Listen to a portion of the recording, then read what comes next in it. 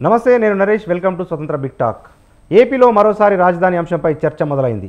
3 రాజధానుల పేరుతో బిల్లును ప్రవేశపెట్టిన వైసీపీ సర్కార్ ఆ తర్వాత దాన్ని ఉపసంహరించుకుంది. అయితే రాష్ట్రంలో 3 రాజధానుల ఏర్పాటు మాత్రం ఖాయమంటూ ప్రకటించి రాజకీయ రచ్చ రాజేసింది. ముఖ్యమంత్రి జగన్ మొదలు మిగతా నేతలంతా ఇలా ప్రకటనలు అయితే చేస్తున్నారు, కానీ ఇప్పటికీ క్యాపిటల్ అంశం ఓ కొలిక్కి రాలేదు. తీరా ఇప్పుడు ఆ పార్టీ కీలక నేత వైవి సుబ్బారెడ్డి మరో బాంబు పేల్చారు. రాష్ట్రంలో కొత్త క్యాపిటల్ కట్టే పరిస్థితి లేదంటూనే విశాఖలో రాజధాని ఏర్పడే వరకు హైదరాబాద్ను ఉమ్మడి రాజధానిగా ఉంచాలంటూ కేంద్రాన్ని కోరతామని చెప్పారు. ఇదే ఇప్పుడు వివాదాస్పదమవుతుంది.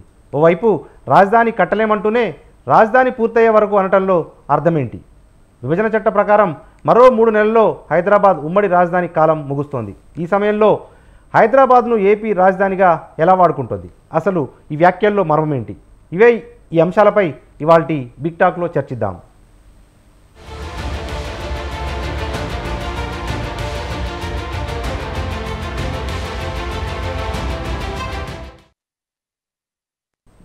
రైట్, ఇదే అంశంపై మన డిబేట్లో పార్టిసిపేట్ చేసేందుకు గెస్టులు రెడీగా ఉన్నారు. మొదట వైసీపీ రాష్ట్ర నాయకులు అవుతూ శ్రీధర్ రెడ్డి గారు ఉన్నారు. వారితో పాటు TDP media coordinator Bolla Satish Babu గారు ఉన్నారు. బీజేపీ రాష్ట్ర నాయకులు వెంకటేశ్వర రెడ్డి గారు ఉన్నారు. మరికొద్దిసేపట్లో పోసనపల్లి సరోజ గారు, జనసేన రాష్ట్ర కార్యదర్శి, ప్రథమ మేయర్ కాకినాడ కార్పొరేషన్ గారు కూడా జాయిన్ అవుతారు. మొదట మనం శ్రీధర్ రెడ్డి గారి దగ్గరికి వెళ్దాం. వైసీపీ రాష్ట్ర నాయకులు శ్రీధర్ రెడ్డి గారు, నమస్తే అండి. నమస్తే అండి. రైట్, ఏంటి సార్, ఎలక్షన్స్ వచ్చే సమయంలో మరోసారి సెంటిమెంట్ రాజేసే ప్రయత్నం చేస్తూ ఉన్నారు. 3 రాజధానులను కాదని ఇప్పుడు ఏకంగా హైదరాబాద్ను రాజధానిగా కొనసాగించాలి అన్న ఒక ప్రతిపాదన కూడా వైసీపీ చేస్తున్నట్టుగా కనిపిస్తూ ఉంది. ఏంటి సార్, 5 సంవత్సరాలు పట్టించుకోకుండా ఆల్ ఆఫ్ సడన్గా హైదరాబాద్ వైపు వైసీపీ గాలి మళ్ళినట్టు కనిపిస్తూ ఉంది. కారణం ఏంటి సార్? ఇప్పుడు యాక్చువల్గా మీడియాలో ఉండే మీలాంటి వాళ్ళు కూడా 5 సంవత్సరాల నుంచి పట్టించుకోలేదని ఎలా అంటారండి? ఓకే, వచ్చి రాగానే డిసెంబర్ 19వ తారీఖునే 3 రాజధానుల ప్రతిపాదన వైఎస్ఆర్సీపీ తెచ్చింది. తెచ్చిన తర్వాత కోర్టుకెళ్ళి ఆపింది ఎవరు? కోర్టుకెళ్ళింది ఎవరు? మా స్టాండ్ ఏమైనా మార్చుకున్నామా? మార్చుకోలేదు కదా. ఇవాళ సుబ్బారెడ్డి గారు చెప్పేదానికి కూడా ఏం చెప్తా ఉన్నారు?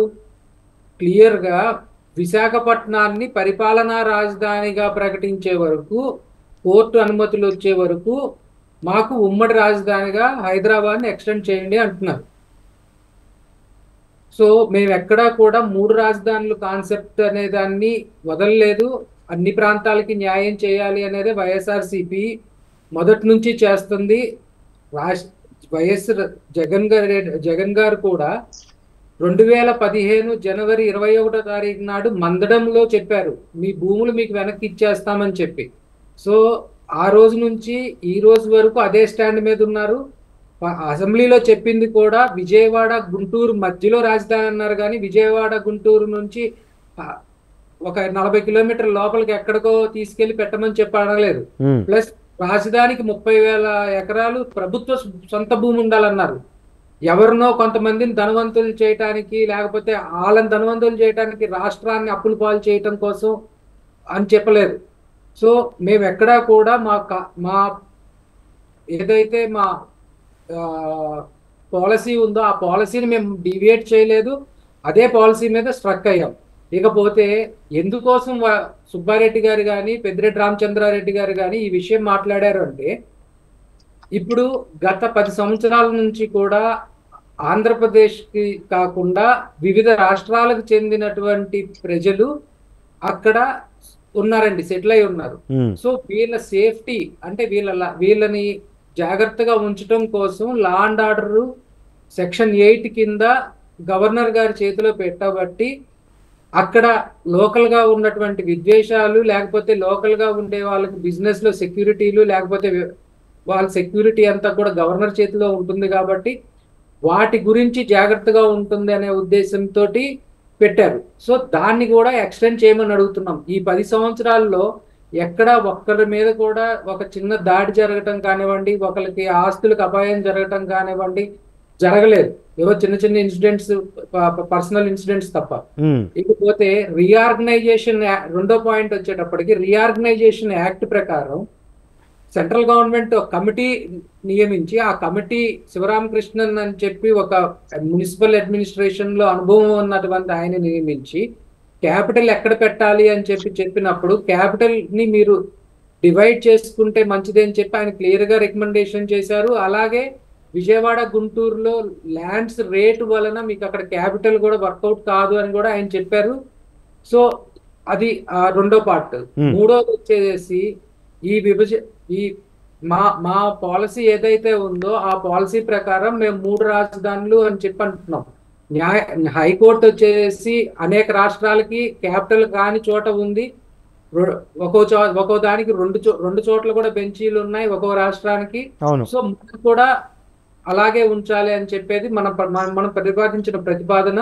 సో దీని ప్రకారం వచ్చేసేటప్పటికి కోర్టులో వచ్చి ఇష్యూ పెండింగ్ ఉంది కాబట్టి ఆ కోర్టులో ఇష్యూ పెండింగ్ క్లియర్ అయ్యే వరకు దీన్ని పెంచమని అడుగుతున్నాం అండి.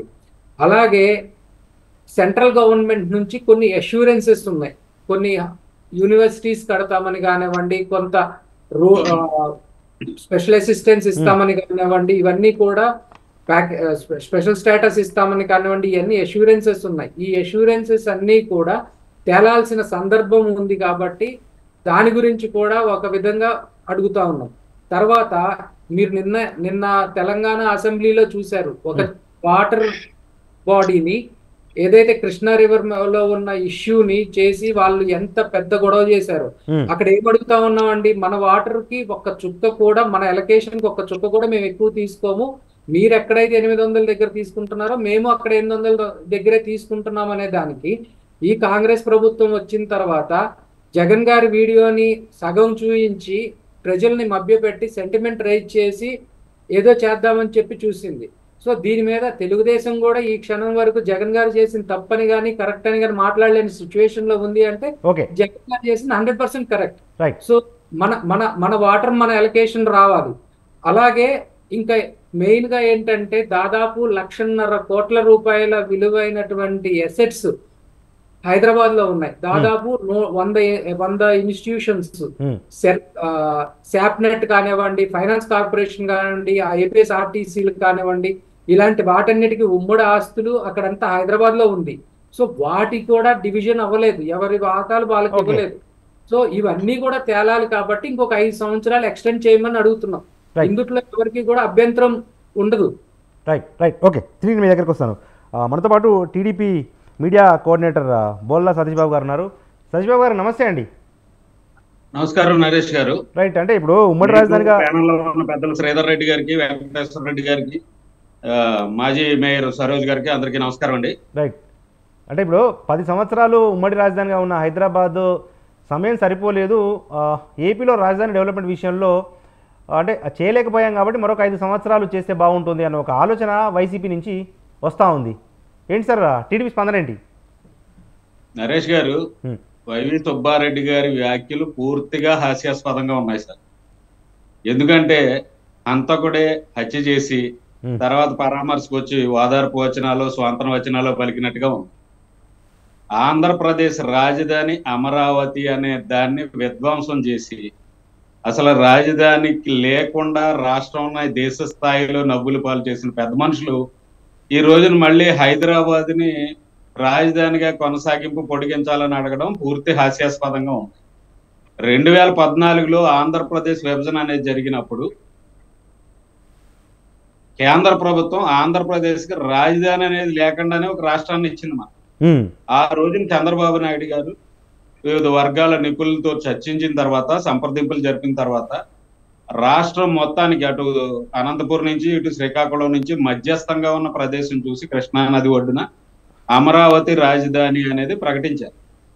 అమరావతి అనేది ఈ రోజు ఏదో కొత్తగా పుట్టుకొచ్చింది కాదు సార్. 2200 సంవత్సరాల చరిత్ర ఉంది అమరావతి అనేది. ధరణికోట కేంద్రంగా అమరావతి రాజ్యం అనేది, అమరావతి పరిపాలన అనేది అప్పట్లోనే జరిగింది. అదంతా మనందరికీ తెలిసిన చరిత్రే.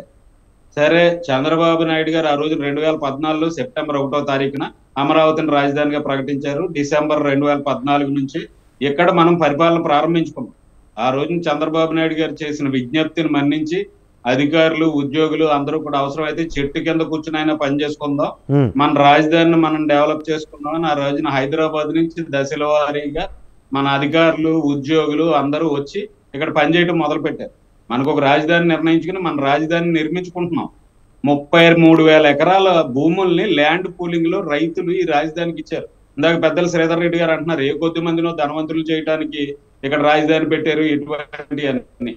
ఆ రోజున ఇదే రాజధాని, అమరావతి రాజధాని అనే దానికి జగన్మోహన్ రెడ్డి గారు కూడా ప్రతిపక్ష నేత హోదాలో ఆ రోజు మద్దతు పలికారు.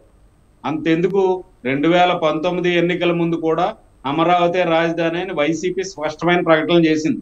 ఇదిగో మా జగన్మోహన్ రెడ్డి గారు తాడేపల్లిలో ఇల్లు కట్టుకున్నారు, మీ మధ్యలోనే ఉంటారు, ఈ రాష్ట్రానికి అమరావతి రాజధాని అనేది వైసీపీ నేతలు పలు సందర్భాల్లో ఎన్నికల ప్రచారంలో కూడా ప్రకటించడం జరిగింది. అటువంటి రాజధానిని 5 ఏళ్లలో ఏమి చేయలేదు, 10 ఏళ్లలో ఏం చేయలేదు అనేది పూర్తిగా అభూత కల్పన. ఎందుకంటే చంద్రబాబు నాయుడు గారు రాజధాని ప్రకటన చేసిన తర్వాత, ఆంధ్రప్రదేశ్ క్యాపిటల్ రీజియన్ నిర్ణయించిన తర్వాత దశల వారీగా అభివృద్ధి జరుగుతూనే ఉంది. సచివాలయం కట్టుకున్నాం, అసెంబ్లీ కట్టుకున్నాం, హైకోర్టు కట్టుకున్నాం, ఎమ్మెల్యే క్వార్టర్స్ కట్టుకున్నాం, ఎక్కడికక్కడ రోడ్లు నిర్మించుకున్నాం. రాజధాని అనేది ఒక సమగ్రమైన పద్ధతిలో ప్రపంచ రాజధాని నగరాలు ఏవైతే ఉన్నాయో వాటిని అన్నింటినీ తలదన్నే రీతిలో ఇక్కడ అమరావతి రాజధాని నిర్మాణం జరగడానికి అన్ని విధాల చర్యలు తీసుకోవడం జరిగింది. దాదాపు 33 లక్షల కోట్ల అంచనా వ్యయంతో ఆ రోజున రాజధాని నిర్మాణానికి ప్రణాళిక జరిగింది. కేవలం చంద్రబాబు నాయుడు గారికి పేరు రాకూడదు, ఎందుకంటే చరిత్రలో చంద్రబాబు నాయుడు ఏం చేసినా చరిత్రలో నిలిచిపోతుంటది. ఆ రోజున హైదరాబాద్ శివార్లలో సైబరాబాద్ నగర నిర్మాణంలో కానీ, హైటెక్ సిటీ నిర్మాణంలో కానీ ఆ రోజు చేసిన చంద్రబాబు నాయుడు గారు చేసిన కృషిని ఈ రోజుకి ఏ పాలకులు వచ్చినా పార్టీలకు అతీతంగా, రాజకీయాలకు అతీతంగా రాష్ట్రాల్లో, దేశాల్లో అందరూ చెప్పుకుంటుంటారు. అదే పరిస్థితి ఆంధ్రప్రదేశ్ రాజధాని విషయంలో చంద్రబాబు నాయుడు గారి పేరు చిరస్థాయిగా నిలిచిపోతుందనే ఒక దురుద్దేశంతో వాళ్ళు వైసీపీ వాళ్ళు అల్లరి చేసి దాన్ని దప్పుదారి పట్టించి 3 రాజధానుల విధానం తీసుకొచ్చి ఈ రోజున వైవి సుబ్బారెడ్డి గారు చెప్తున్నారు, వైజాగ్ లో పరిపాలనా రాజధాని పెడదాం అనుకున్నాం, కోర్టులు దాన్ని అడ్డుకున్నాయి, కోర్టు కేసులు తేలలేదు కాబట్టి కేసులు తేలే వరకు 5 ఏళ్ల పాటు హైదరాబాద్ లో మళ్ళీ రాజధాని కొనసాగించి మేము కేంద్రాన్ని కోరతామంటున్నారు. ఈ పెద్ద మనుషులు ఆంధ్రప్రదేశ్ లో అధికారంలోకి వచ్చి 4 సంవత్సరాల 9 నెలలు పూర్తి చేసుకున్నారు. ఈ 4 సంవత్సరాల పూర్తి నెలలో నేను ఒక్కటే ప్రశ్న అడుగుతున్నాను శ్రీధర్ రెడ్డి అన్న గారిని, హైదరాబాద్ ను రాజధానిగా చేసుకుని మనం ఏ విధమైన కార్యకలాపాలైనా చేశామా? నేను ఈ 4.5 సంవత్సరాల్లోనే కాదు, దాదాపుగా నేను ఒక విషయం చెప్తా, 2019లోనే 2019కి ముందే మనం పూర్తి స్థాయిలో మన అధికారులు, మన వ్యవస్థలో అన్ని షిఫ్ట్ అయిపోయినాయి ఇక్కడికి. ఈ షిఫ్ట్ అయిపోయిన తర్వాత చంద్రబాబు నాయుడు గారు కానీ, లేకపోతే జగన్మోహన్ రెడ్డి గారు కానీ ఏ రోజునే హైదరాబాద్ ఉమ్మడి రాజధాని అనే వ్యవహారం ఎక్కడా జరగలేదు. మన రాజధాని, మన అమరావతి నిర్మాణం, మన అమరావతి కేంద్రంగా ఈ రాష్ట్ర పరిపాలన అనే దాని మీద దృష్టి పెట్టాను తప్ప, ఈ 4 సంవత్సరాల 9 నెలల్లోనూ జగన్మోహన్ రెడ్డి గారు కూడా అమరావతిలో ఉన్న సచివాలయం నుంచి పరిపాలన చేశారు, అమరావతిలోనే ఆయన నివాసం ఉన్నారు. అమరావతి నుంచి తాడేపల్లి ప్యాలెస్ నుంచి ఆయన కనీసం హైదరాబాద్ వెళ్ళింది కూడా లేదు. ఎందుకంటే హైదరాబాద్ లో కోర్టులు, ఆ కేసులు, ఆ వాయిదాలకి అటెండ్ అవ్వాల్సి ఉంటుంది. ఆయనకున్న 32 కేసులు, ఈ సిబిడి కేసులు, సిబిఐ కేసులు, ఈడీ కేసులు, ఇటువంటి వాటికి అన్నిటికి ఎగ్గొట్టడానికి కూడా ఆయన తాడేపల్లి ప్యాలెస్ దాటి బయటికి వెళ్ళలేదు. ఈ సాకులు చూపించి హైదరాబాద్ వెళ్ళలేని పెద్ద మనిషి హైదరాబాద్ ఉమ్మడి రాజధానిగా కొనసాగించాలని వేళ బాబాయ్ గారు, వైవి సుబ్బారెడ్డి గారు మాట్లాడటం పూర్తి హాస్యాస్పదం సార్ నరేష్ గారు. Right okay. మనతో పాటు వెంకటేశ్వర రెడ్డి గారు ఉన్నారు, బీజేపీ రాష్ట్ర నాయకులు. వారితో పాటు పోలసపల్లి సరోజ గారు ఉన్నారు, జనసేన రాష్ట్ర కార్యదర్శి, కాకినాడ కార్పొరేషన్ ప్రథమ మేయర్ గారు. మనతో పాటు బీజేపీ రాష్ట్ర నాయకులు వెంకటేశ్వర రెడ్డి గారు ఉన్నారు. సార్ వెంకటేశ్వర రెడ్డి గారు నమస్తే అండి. నమస్తే అండి. నమస్తే, చెప్పండి. మీ విషయం మంచి విషయం ఈరోజు చర్చగా పెట్టారు. Right sir. అంటే ఇప్పుడు దాదాపు అంటే ఈ పార్టీ ఆ పార్టీ అని కాదు కానీ 10 సంవత్సరాలు కావస్తుంది కాబట్టి హైదరాబాద్ మీద స్టేక్స్ ఏపీ రాజకీయ పార్టీలని దాదాపుగా వదులుకుంటున్న క్రమంలో చివర 3 నెలలు ఉంది, మరొక 5 సంవత్సరాలు ఎక్స్టెన్షన్ కావాలి అని చెప్పి వైసీపీ కోరతామంటా ఉంది బీజేపీ కేంద్ర ప్రభుత్వాన్ని. ఏంటి సార్ బీజేపీ ఎట్లా స్పందిస్తుంది దీనికి? మీకు అదేవిధంగా మీడియాలో పాల్గొన్న ఈరోజు పెద్దలందరికీను, తర్వాత ప్రేక్షకులందరికీ నమస్కారం తెలియజేస్తూ, వైఎస్ఆర్ కాంగ్రెస్ పార్టీ ఒక తేనె చుట్టేను కదిపి ఈ రోజు రాజకీయంగా లబ్ధి పొందడానికి ఈ కార్యక్రమాన్ని తీసుకుంది. వాళ్ళ ఉద్దేశం కూడా అదే. అయితే వైవి సుబ్బారెడ్డి గారు మాట్లాడుతున్న సందర్భంలో వారు విశాఖపట్నం కేంద్రంగా రాజకీయాలు చేయడం, ఆ ప్రాంత కోఆర్డినేటర్ గా ఉండటం, మనం ఈ విషయాలన్నీ చూసినప్పుడు గడిచిన 5 సంవత్సరాలుగా వీళ్లకు ఈ రాష్ట్రాన్ని పరిపాలన చేయమని ప్రజలు చాలా పెద్ద మెజారిటీతో ఎమ్మెల్యేలను గెలిపించి అధికారం ఇచ్చారు. వీళ్ళు 3 రాజధానులని ఒక స్లోగన్ తీసుకున్నారు. తర్వాత అదే విధంగా న్యాయ రాజధానిని కర్నూలులో ఏర్పాటు చేస్తామని నమ్మబలికి రాయలసీమ ప్రజలను కూడా మోసం చేసిన పరిస్థితి. అదే విధంగా విశాఖపట్నంలో అంటూ మీరు ఋషికొండ దగ్గర ఆ ప్రాంతంలో నిర్మాణాలు చేపట్టి దాన్ని కూడా చేస్తామన్నది. అదే ప్రాంతాల మధ్య ప్రజల మధ్య వైషమ్యాలను రెచ్చగొట్టి వాళ్ళ భావోద్వేగాలను రెచ్చగొట్టి ఇప్పుడు తెలంగాణ ప్రజలు ఆంధ్ర ప్రజలు ఎవరి కొద్దీ వాళ్ళు ఉన్నారు.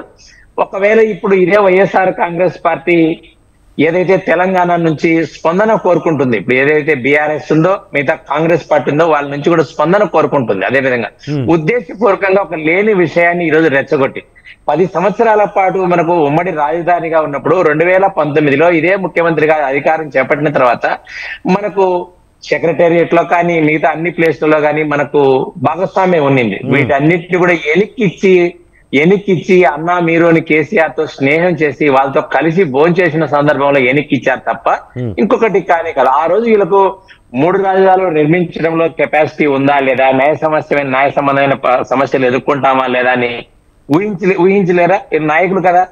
అదే విధంగా వీళ్ళ అధికారంలోకి రావాలి, ఏ ప్రాంత ప్రజలు ఆ ప్రాంతంలో విడివిడిగా ఉండాలా, మా పార్టీ అధికారంలో ఉండాలా, మా నాయకుడు ముఖ్యమంత్రిగా ఉండాలని తప్ప ఇంకొకటి కానే కాదు.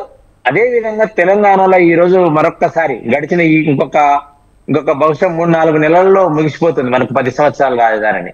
ఇదే ముఖ్యమంత్రి గారు ఇదే వైఎస్ఆర్ కాంగ్రెస్ పార్టీ నాయకులు నీటికి సంబంధించి పిల్లలు పరీక్షలో మెడిసిన్ కి సంబంధించి సీట్లకు తెలంగాణ ప్రభుత్వం జీవో ఇస్తే ఈ లాస్ట్ ఇయర్ అకాడమిక్ ఇయర్ లో వాళ్ళు అడ్మిషన్లు పొందలేని పరిస్థితి వచ్చింది. ఆ రోజు ఎవరు స్పందించలేదు మనకు హక్కు ఉన్నప్పటికీ కూడా. కాబట్టి దీన్ని వైఎస్ఆర్ కాంగ్రెస్ పార్టీ గుర్తు చేసుకోవాలి. ఈ రోజు తగుదనమ్మా అని మాకు ఉమ్మడి రాజధాని మరీ కావాలని మేమేదో కేంద్రాన్ని అడుగుతున్నట్టు, కేంద్రాన్ని డిమాండ్ చేస్తున్నట్టు, అక్కడున్న బీజేపీ ప్రభుత్వం స్పందించినట్లు, ఈ రాష్ట్ర ప్రజలు అన్యాయానికి గురవుతున్నట్టు, తెలంగాణ మనకు వివక్షపారితంగా విభజించాలని ఈ రోజు లేనిపోనిది 10 సంవత్సరాల తర్వాత ప్రజల్లో విషబీజాలు నిర్మించడానికి చేసే ప్రయత్నం తప్ప ఇంకొకటి కానీ కాదు. మిత్రులు శ్రీధర్ రెడ్డి గారు ఇంకొక విషయం కూడా మాట్లాడారు. వారు మాట్లాడుతూ కేంద్రం నుంచి చాలా మనకు రావాలి అని, తెలంగాణ నుంచి మాకు విభజన హామీలకు సంబంధించి అక్కడ ఉన్నటువంటి ఆర్టీసీ లాంటి సంస్థల్లో మాకు రావాలని చెప్పారు. మీరు నిన్న చివరిగా బహుశా లాస్ట్ నెలలోనూ ఈ నెల ప్రథమార్థంలో అనుకుంటా అప్పుడు కేసీఆర్ ను పరామర్శించడానికల్లా అంతకు ముందు కూడా చాలా చర్చలు చెప్పారు. మీకు సన్నిహితంగా ఉన్నటువంటి పార్టీ అక్కడ అధికారంలో ఉండింది. మీరు ఖచ్చితంగా ఆ విషయాలు మాట్లాడుకోవాల్సిన సందర్భం ఉంది. ఖచ్చితంగా మాట్లాడుకున్నారు కూడా మీరు చాలా విషయాలు కూడా. కాబట్టి ఆ విషయాలను మాట్లాడుకోవాలి. శ్రీధర్ రెడ్డి గారి మిత్రులు ఇంకొక విషయం కూడా లేవనెత్తారు. రాయలసీమకు సంబంధించిన నీళ్ళు, రాయలసీమ ఎత్తిపోతల పథకానికి సంబంధించి నేషనల్ గ్రీన్ టేబుల్ లో ఈ రోజు కేసు తెలంగాణ ప్రభుత్వం వేస్తే అదే పక్కన నుండి పాలమూరు రంగారెడ్డిలో ఈ రోజు 100 కోట్ల రూపాయలు ఫైన్ కట్టి వాటిని అనుమతులు సాధించుకున్న పరిస్థితి. వైఎస్ఆర్ కాంగ్రెస్ పార్టీకి చిత్తశుద్ధి లేక ఈ రోజు పొదిరెడ్డిపాటి ఇంటిగ్రేట్ నుంచి నీళ్లు తీసుకొచ్చే విషయంలో వీరేమి ఏ ప్రయత్నము చేయలేదు. అది కాకుండా తగుదనమ్మని ఈ రోజు సాక్షి పేపర్ లో ఒక వార్త వచ్చింది. భారతీయ జనతా పార్టీ కానీ మిగతా ఎవరు కూడా వైఎస్ఆర్ కాంగ్రెస్ పార్టీని కానీ జగన్మోహన్ రెడ్డి ప్రభుత్వాన్ని కానీ విమర్శించేవారు తెలంగాణ అసెంబ్లీలో జరిగిన చర్చను చూడండి, ఏ విధంగా మేము అభివృద్ధి చేస్తున్నామో వాటి గురించి వాళ్ళు మాట్లాడుతున్నారని చెప్పారు. మీరు ఏం చేశారు? నేషనల్ గ్రీన్ టేబుల్ నుంచి అనుమతులు కూడా తీసుకొని రాలేదు. ఒకవేళ మీరు పూర్తి అయినప్పటికీ కూడా మీకు మిగతా నీళ్లు ఆయకట్టుకు నీళ్లు అందించే పరిస్థితి ఈ ప్రాంతంలో లేదు. కాబట్టి తెలంగాణ ఒకవైపు నీళ్లు వాడుకుంటుంటే పవర్ ఉత్పత్తి పేరుతో కరెంటు ఉత్పత్తి చేస్తున్న పరిస్థితులలో మీరు ఏ రోజు అడ్డుకోలేని పరిస్థితి. అది కాకోకుండా మనందరం మిత్రులు కూడా ప్రేక్షకులందరూ మీ ద్వారా చూస్తున్నారు. ఒక ముఖ్యమైన విషయం కూడా గమనించాలి. తెలంగాణ ఎన్నికలు నవంబర్ 29వ తారీఖు జరిగితే ఆ రోజే పెద్ద ఎత్తున ఒక నటనగా ఇక్కడ నాగార్జున సాగర్ దగ్గర పోలీసులందరినీ మోహరించి మేము ఈ ప్రాంతంలోని ప్రజలకు రైతులకు న్యాయం చేస్తున్నాం కాబట్టి మీరందరూ కూడా మాకు మద్దతు ఇవ్వాలి, ఆ విధంగా ఆ పక్కన మా అన్న కేసీఆర్ గారికి మద్దతు ఇవ్వాలని ఆ సందర్భంలో భావోద్వేగాలు రెచ్చగొట్టడానికి కూడా ఈ ప్రభుత్వం ప్రయత్నం చేసిందని అందరూ అనుకుంటున్నారు. కూడా జరిగింది కూడా అదే. కాబట్టి ఇన్ని విషయాల్లో వీళ్ళకి అధికారం ఇచ్చినప్పటికీ కూడా వీరు ఏ విధంగానూ కూడా అభివృద్ధి చేయడంలో కానీ రాజధాని నిర్మించడంలో కానీ వీళ్ళకి పాత్ర లేదు. వీళ్ళకి ఇంట్రెస్ట్ లేదు, సిద్ధశుద్ధి లేదు. ఎంతసేపు ప్రజల మీద విషయాలను రెచ్చగొట్టి వారి మనసులను గెలుచుకొని మళ్ళీ అధికారంలోకి వద్దామని తప్ప ఇంకొకటి కాదు. ఇప్పుడు మీకు చూశారు తెలంగాణలో 16 ఎకరాల్లో ఒక మంచి భవనం కట్టించారు. 20 ఎకరాల్లో 1600 కోట్లు ఖర్చు పెట్టేసి మంచి టేకు తలుపులేసి కట్టించారు. మంచి పెయింట్ కూడా వేశారు. ఒకసారి హైదరాబాద్ లో మనం అటు వెళ్ళేటప్పుడు చూస్తే ఒక ఆకర్షణీయంగా కనిపిస్తుంది. కాబట్టి వీళ్ళకు ఉండేది ఏంటంటే గతంలోనేమో తాత్కాలిక రాజధాని అని వారు చెప్పి వీళ్ళు 3 రాజధాని చెప్పి మేము విశాఖ తరలిస్తాం గంటకి అని చెప్పి ఈ రోజు వైఎస్ఆర్ కాంగ్రెస్ పార్టీ ఏం చెప్తా ఉంది, ఏదో మన వైవి సుబ్బారెడ్డి గారు చెప్పిన సందర్భంలో వచ్చేది మా ప్రభుత్వమే, ఈ విషయాన్ని కూడా మేము చర్చకి పెడతాం. ఎవరిని అడుగుతారు వీళ్ళు? ఉమ్మడి రాజధాని కావాలని ఎవరిని అడుగుతారు? ఆ పక్క నుండి కాంగ్రెస్ పార్టీ అధికారంలో ఉంది. ఉమ్మడి రాజధాని ఇవ్వాలంటే దాన్ని కోరుకోవాలంటే మనకు పక్కనే కేంద్రంలో సంబంధించిన పార్టీ, మీకు ఏదైనా అధికారంలో ఉన్న పార్టీ మద్దతు ఇవ్వాలి. తర్వాత ఈ సమస్యలతోనే కదా రాష్ట్రాన్ని విభజించింది. నాయకులకు చిత్తశుద్ధి లేక నాయకులు తమకు ఓట్లు వేయాలని అధికారంలో రావడం సందర్భంలోనే తెలంగాణ ఇష్యూ స్టార్ట్ అయింది అక్కడ కూడా. కాబట్టి ఇటువంటి విషయాల్లో ఉన్నప్పుడు మళ్ళొక్కసారి ఇంకొక సమస్యను తెచ్చుకొని ప్రజలను కూడా ఆ పక్కకు మళ్లించే ప్రయత్నం చేస్తున్నారు తప్ప అది వైఎస్ఆర్ కాంగ్రెస్ పార్టీకి కలిసి రాదు.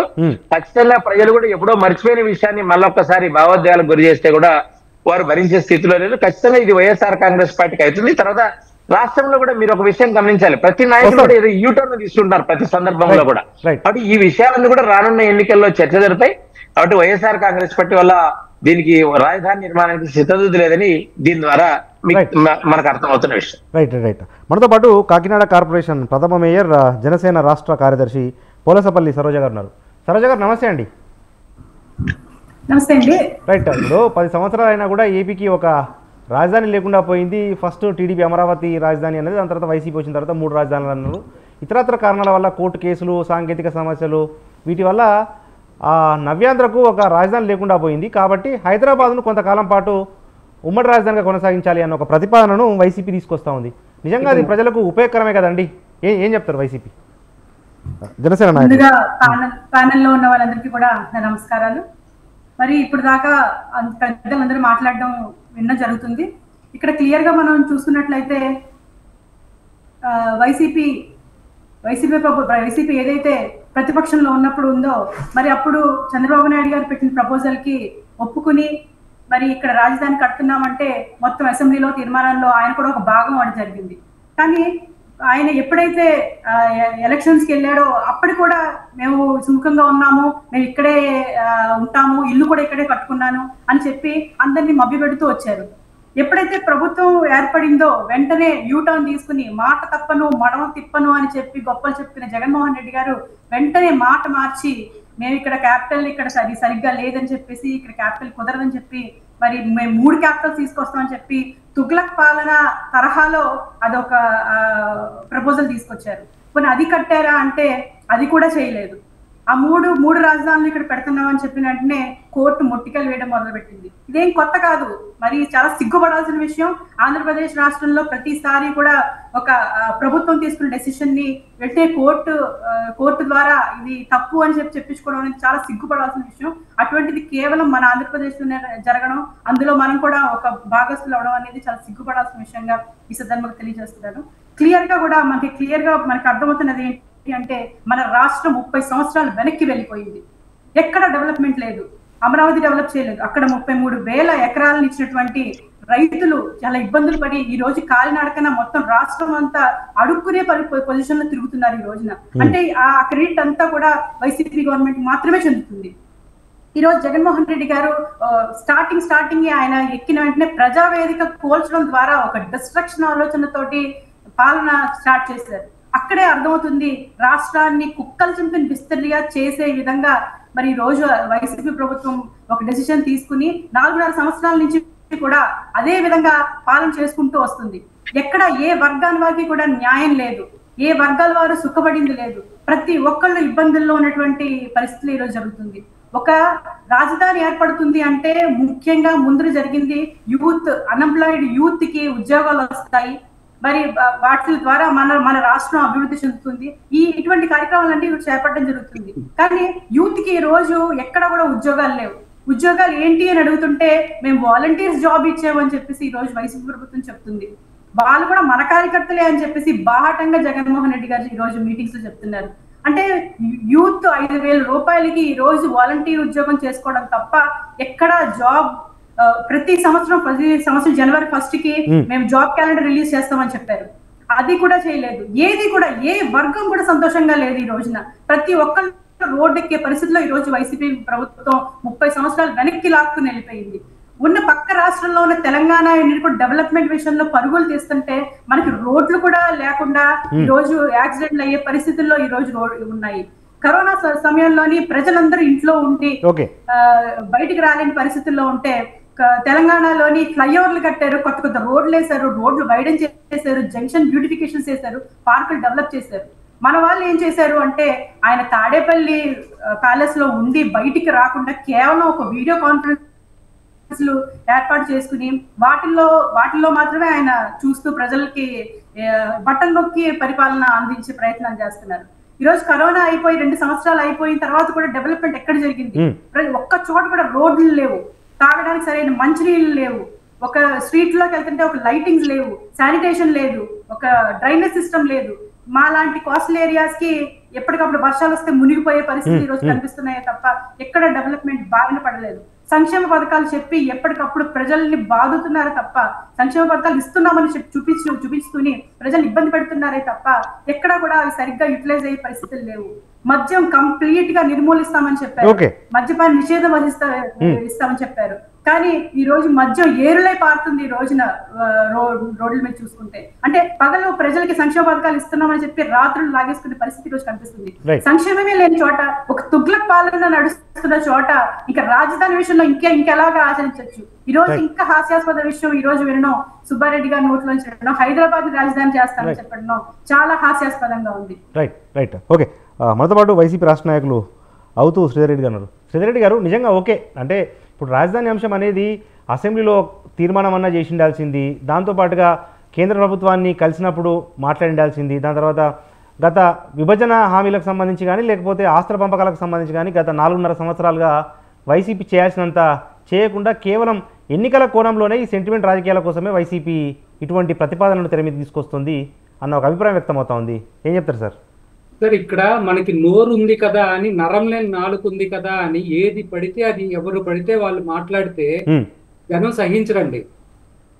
ఇవాళ జగన్ గారు యూటర్న్ తీసుకున్నారు, రాజధానిలో అని మాట్లాడుతా ఉన్నారు గౌరవనీయులైన మేడం గారు. 2019కి ముందు ఎవడి అబ్బా రాజధాని ఇది అని చెప్పి ఊరు తిరిగి ప్రచారం చేసింది ఎవడండి? సో ఇంకా మాట్లాడుతా ఉన్నారు ఏమి డెవలప్మెంట్ కాలేదని. నేను అనేది ఏమంటే, కళ్ళు ఉన్న వాళ్ళకి ఈ డెవలప్మెంట్ ఏం జరిగింది అనేది కనపడతా ఉంటుంది, డెవలప్మెంట్ ఇండెక్స్ ఏం జరుగుతుందని కనిపిస్తూ ఉంటుంది. వీళ్ళు ఎవరినైతే మోసుకొని వస్తున్నారో భుజాల మీద, వాళ్ళ హయాంలో జిఎస్డిపి ఉండేది భారతదేశంలో 12వ రాష్ట్రంగా 13వ రాష్ట్రంగా ఉన్న ఆంధ్రప్రదేశ్ ని 5వ రాష్ట్రానికి తీసుకొచ్చాం. మేడం మీరు మాట్లాడిన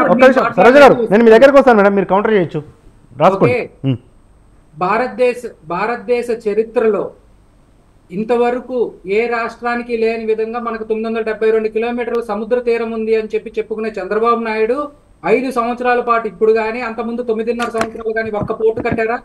మేము 4 పోర్టులు కడుతున్నాం, 10 ఫిషింగ్ హార్బర్లు కడుతున్నాం. డెవలప్మెంట్ అంటే ఏంటి? ఆంధ్రప్రదేశ్ స్వాతంత్రం వచ్చిన దగ్గర నుంచి ఈ రోజు వరకు 11 మెడికల్ కాలేజీలు ఉంటే మేము ఇవాళ 5 అడ్మిషన్స్ చేసాం.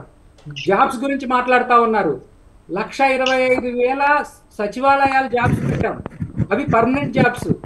Ever highest in the country. 59,000 medical and health లో రిక్రూట్ చేసాం, ever highest in the country.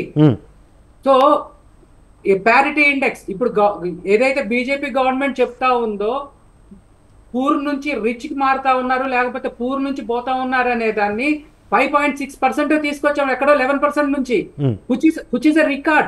So development అనేది మనం చూసి మనకి ఇష్టమైన వాళ్ళు మాట్లాడితే కాదండి. ఇదే తెలుగుదేశం, ఇదే జనసేన నేను క్లియర్ గా అడుగుతా ఉన్నాను, వీళ్ళు అంత బాగా రోడ్లు వేసి ఉంటే 4 సంవత్సరాలు ఎలా పాడైపోతాయండి? సో రోడ్ల గురించి వీటి గురించి మాట్లాడటం అనేది కాదు. తర్వాత మనకి కొంత ఎథిక్స్ అనేది ఉండాలి. ఏం ఎథిక్స్ అంటే, మనం గతంలో ఏం మాట్లాడాము, ఇప్పుడు ఏం మాట్లాడామని.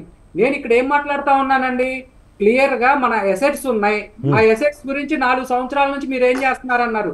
4 సంవత్సరాల నుంచి ఫస్ట్ 2 సంవత్సరాల పాటు అందరినీ అడిగాము, వస్తామన్నారు. కాని పక్షంలో 2.5 సంవత్సరాల తర్వాత సుప్రీంకోర్టులో కేసు వేసాం. మొన్న జనవరిలో కూడా సుప్రీంకోర్టు హీరింగ్ వచ్చింది మన ఎసెట్స్ కేసు, నోటీసులు కూడా ఇచ్చింది కేంద్రానికి తెలంగాణకి రిప్లై చేయమని చెప్పి. ఒక రాష్ట్ర ప్రభుత్వం అంతకన్నా ఏం చేయగలదండి? తర్వాత ఇదే బీజేపీ వాళ్ళు ఏం చెప్తా ఉన్నారు, కలలుగా అన్నారు, అది చేశారు ఇది చేశారని మాట్లాడుతున్నారు. వాళ్ళ మేనిఫెస్టోలో వాళ్ళు చెప్పింది ఏంటండి, కర్నూలు హైకోర్టు పెడతామని చెప్పారు. కర్నూలు హైకోర్టుకి ఎందుకు స్టాండ్ అవ్వరు? పార్టీ పరంగా మేనిఫెస్టోలో మాది కర్నూలు హైకోర్టు అన్నప్పుడు వాళ్ళు ఆ స్టాండ్ మీద ఉండకుండా పార్టీ పరంగానేమో ఒకే రాజధాని అంటారు. రాజకీయం చేస్తుంది ఎవరు?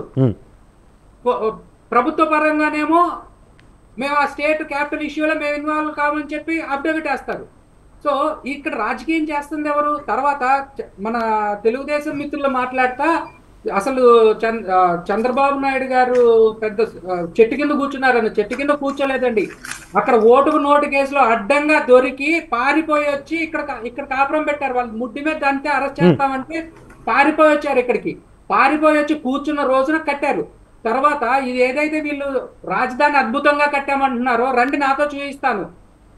10 మంది ఎవరైనా ఒక మినిస్టర్ ఛాంబర్ లో ఒక 10 మంది కూర్చుంటే 11వ వాడు వస్తే వాళ్ళు బయటకు వెళ్ళాలి. అది రాజధాని మన సిచ్యువేషన్. అసెంబ్లీలో కనీసం మౌలిక సదుపాయాలు లేవు, లేడీస్ టాయిలెట్లు లేవు, ఎక్కడికక్కడ కూలిపోతా ఉన్నాయి, నీళ్లు గారిపోతా ఉన్నాయి. ఇది వాళ్ళు కట్టిన రాజధాని. కేంద్రం ఇచ్చిన 2500 కోట్లు ఏం చేశారో తెలియదు. సో ఇవన్నీ తీసుకొని చెప్పుకొస్తే ఎక్కడికో పోతాయి. నేను ఇక్కడ అడుగుతా ఉండేది ఏంటి, ఈ స్టాండ్ ఏంటి? ఎక్కడైతే హైదరాబాద్ లో ఆంధ్రప్రదేశ్ సంబంధించిన పౌరులు ఉన్నారో వాళ్ళ శాంతి భద్రతల విషయం ఏంటి? సెక్షన్ 8 కింద మేము రేజ్ చేస్తున్న కన్సర్న్ ఇది. మీరు రాజకీయాలు మాట్లాడుతున్నారు, మేము రాజకీయాలు మాట్లాడట్లా, మేము ప్రయోజనాలు మాట్లాడుతున్నాం. తర్వాత అంటే సార్ అంటే ఇప్పుడు మొన్నటి వరకు సార్ అంటే ఇప్పుడు హైదరాబాద్కు సంబంధించి శాంతి భద్రతలు నిన్న మొన్నటి వరకు అంతా బాగానే ఉన్నాయి, కానీ ఎన్నికలు వస్తున్న క్రమంలోనే ఇవాళ వరకు గవర్నర్ చేతిలో ఉన్నాయి కాబట్టి అక్కడ ఉన్న లోకల్ నాయకులు లేకపోతే ఇంకొకళ్ళు ఏ గొడవ పెట్టుకోలేదండి. అది గవర్నర్ గారి దగ్గర నుంచి సెక్షన్ 8 వెళ్ళిపోయింది అనుకోండి, అప్పుడు రెస్పాన్సిబిలిటీ ఎవరిది? ఓకే, ఇదే చంద్రబాబు నాయుడు గారు మీకు సెక్షన్ 8 ఉంటే నాకు సెక్షన్ 8 ఉంది, నీకు ఏ సీట్ ఉంటే నాకు సీట్ ఉంది అన్నారు కదా. అవును. సో ఇక్కడ నేను అడుగుతా ఉండేది ఏంటంటే క్లియర్ గా మేము రైజ్ చేసిన కన్సర్న్స్ గురించి మాట్లాడండి, రాజకీయాల తర్వాత మాట్లాడుకుందాం. 40 లక్షలు 50 లక్షల మంది సీమాంధ్రులు అక్కడ ఉన్నారు, వాళ్ళ రక్షణ బాధ్యత ఎవరిది? వాళ్ళ ఆస్తిపాస్తుల బాధ్యత, రక్షణ బాధ్యత ఎవరిది? ప్రభుత్వానికి సంబంధించినంత వరకు దాదాపు 1,50,000 కోట్ల రూపాయల డబ్బు ఆస్తులు ఉన్నాయి. వాటి విభజన ఎవరు బాధ్యత తీసుకుంటారు? తర్వాత ఇంకొకటి అండి, చిన్న ఇన్సిడెంట్ చెప్తాను. పెద్ద ఆయన బీజేపీ వాళ్ళు చాలా పెద్దగా మాట్లాడుతూ ఉంటారు. 7,000 కోట్ల రూపాయలు కరెంట్ పవర్ బిల్స్ మాకు రావాలి స్వామి మహాప్రభులు ఇప్పించండి అంటే కేంద్రం కనీసం దాని మీద మాట్లాడలేదు. పెద్దన్నగా మీరు రాష్ట్రం అంటే ఆ రోజున కాంగ్రెస్ ప్రభుత్వం విడదీసింది, ఇవాళ బీజేపీ ప్రభుత్వం వచ్చింది. ప్రభుత్వం ఈజ్ కామన్. సో పెద్దన్నగా ఎవరైతే కేంద్రంలో ఉన్నారో వాళ్ళు కనీసం వాళ్ళ అప్పుల్లో ఉన్నారు, వాళ్ళ చిన్న రాష్ట్రం, కొత్తగా ఏర్పడిన రాష్ట్రం. ఆ 7,000 కోట్లు ఇస్తే వాళ్ళకి కొంచెం ఆర్థికంగా ప్రయోజనం కలుగుతుంది, వాళ్ళు ఇబ్బందుల్లో ఉన్నారని ఎందుకు మాట్లాడరండి? ఇది కాకుండా మౌలిక పరమైనటువంటి పాలసీ పరంగా చేసిన చేంజెస్ వలన మనం స్టేట్ నుంచి సెంటర్ కాంట్రిబ్యూట్ చేసే దాంట్లో నుంచి వాళ్ళు ఇంతకు ముందు ఏంటి మనీ పరంగా ఎంత కాంట్రిబ్యూట్ చేస్తున్నామో అంత కాంట్రిబ్యూషన్ వచ్చేది, దాన్ని తీసేసేసి పాపులేషన్ పరంగా ఉండే కాంట్రిబ్యూషన్ పెట్టడం వలన మనం కట్టే ట్యాక్సెస్ ఎక్కువ, మనకు వచ్చే షేర్ తక్కువ. ఇంత నష్టం జరుగుతున్నా కానీ మనం అడుగుతుంటే మౌనంగా ఉంటుంది BJP. Right okay right sir, నేను వస్తాను తిరిగి మీ దగ్గరికి. సచిబాబు గారు, అంటే ఇప్పుడు ప్రధానంగా రాజకీయాల విషయాలను పక్కన పెడితే హైదరాబాద్ ఉమ్మడి రాజధానిగా లేకపోతే ఆంధ్ర ప్రజలకు అంటే ఎవరైతే ఇక్కడ సెటిల్ అయ్యారో వాళ్ళకి ముప్పు వాటిల్లితే ప్రమాదము, వాళ్ళ రక్షణ కోసమే మేము ఇది అడుగుతున్నట్టుగా వైసీపీ చెప్తా ఉంది. ఏంటి మీ స్పందన? నరేష్ గారు, అసలు వైసీపీ చేస్తున్నదే రాజకీయ ప్రయోజనాల వేట. ఇప్పుడు గుర్తొచ్చిందా అండి, ఆంధ్రప్రదేశ్ లో చెందిన సీమాంధ్రులు 40 లక్షల మంది హైదరాబాద్ లో ఉన్నారని వైసీపీ వాళ్ళకి మరో 2 నెలల్లో 15 రోజుల్లో మనం ఎన్నికలకి వెళ్ళబోతుంటే ఈ వేళ కేవలం ఇప్పుడు గుర్తొచ్చింది వీళ్ళకి సీమాంధ్రులు. గత 10 ఏళ్లలో చిన్న ఇన్సిడెంట్ కూడా హైదరాబాద్ లో జరగలేదు, ఆయన కూడా ఒప్పుకుంటున్నాడు. సెక్షన్ 8 ఉన్నదనే కాదు, ఈ వేళ ఆంధ్రప్రదేశ్ నుంచి మన నిపుణులు అవనివ్వండి, మన రైతులు అవనివ్వండి, మన ప్రజలు ఎవరెవరైతే సీమాంధ్రులు ఉన్నారో వీళ్ళు నాట్ ఓన్లీ హైదరాబాద్, బెంగళూరులో ఉన్నారు, చెన్నైలో ఉన్నారు, ఢిల్లీలో ఉన్నారు, ప్రపంచం నలుమూలలో ఉన్నారు. ఈవేళ వాళ్ళెవరి గురించి ఏ సమస్య ఎక్కడ ఏం ఉత్పన్నం కావటం లేదు, కేవలం రాజకీయ డ్రామా వెళ్ళం. ఇందాక శ్రీధర్ రెడ్డి గారు పెద్ద పెద్ద మాటలు మాట్లాడుతున్నారు. ఎద్దటోళ్ళు మాటలు మాట్లాడేటప్పుడు పేర్లు పెట్టి పెద్ద మనిషి ఆయన మాట్లాడేటప్పుడు ఆయన భాష ఆయన కూడా చూసుకుంటూ ఉండాలి. ఏదో చంద్రబాబు నాయుడు గారిని గుండె మీద తన్నారు, ఏదో ఓటుకు నోటు కేసు ఇలాంటి కథలు చెప్తున్నాడు ఆయన. ఓటుకు నోటు కేసు అనేది ఈ రోజుకి నడుస్తుంది. అదే కేసులో ఉన్నటువంటి రేవంత్ రెడ్డి గారు ఇవాళ తెలంగాణ ముఖ్యమంత్రి 5 ఏళ్ళు ఏమన్నా పేగలిగారండి? ఓటుకు నోటు కేసులో 5 ఏళ్ళు ఏమన్నా పేగలిగాడా? అదే కేసీఆర్ గాని లేకపోతే ఈ జగన్మోహన్ రెడ్డి గాని ఎందుకు పేకలేకపోయారు? అది ఒక అసంబద్ధమైన కేసు. దాన్ని కోర్టులు చూసుకుంటున్నాయి. ఈ మీద కోర్టులు నిబద్ధత విశ్వసనీయతల గురించి మాట్లాడుతున్నాడు ఈ పెద్ద మంది. ఈవేళ 2022 మార్చి 3వ తారీఖున అమరావతి రాజధాని అని ఆంధ్రప్రదేశ్ హైకోర్టు తీర్పు ఇచ్చింది. ఆ తీర్పుని వీళ్ళు ఎందుకు గౌరవించలేకపోతున్నారు వైసీపీ వాళ్ళు? కోర్టుల మీద వీళ్ళకి నిబద్ధత ఉందా? కోర్టుల తీర్పుల మీద గౌరవం ఉందా? 32 ఈడీ కేసులు, సిబిఐ కేసులు వాయిదాలకి 3500 వాయిదాలకి వీళ్ళు అటెండ్ అవ్వలేదు. ఆంధ్రప్రదేశ్ ముఖ్యమంత్రిని అమరావతి నుంచి హైదరాబాద్ రాలేను ఈ కథలన్నీ చెప్పి ఈ పెద్ద మనిషి కోర్టులకు అటెండ్ అవ్వలేదు. ఇలాంటివన్నీ మానేసి అమరావతి రాజధానిని అభివృద్ధి చేసుకోవాలి. మార్చి 2017 నుంచి అమరావతి కేంద్రంగా ఆంధ్రప్రదేశ్ పరిపాలన జరుగుతుంది. ఈ రోజు కొత్తగా వీళ్ళకి హైదరాబాద్ ఉమ్మడి రాజధాని అనే విషయం గుర్తొచ్చిందా? ఏం మాట్లాడుతున్నారండి? ఆర్థికంగా ఏదో అభివృద్ధి చెందిపోయింది అంటున్నారు.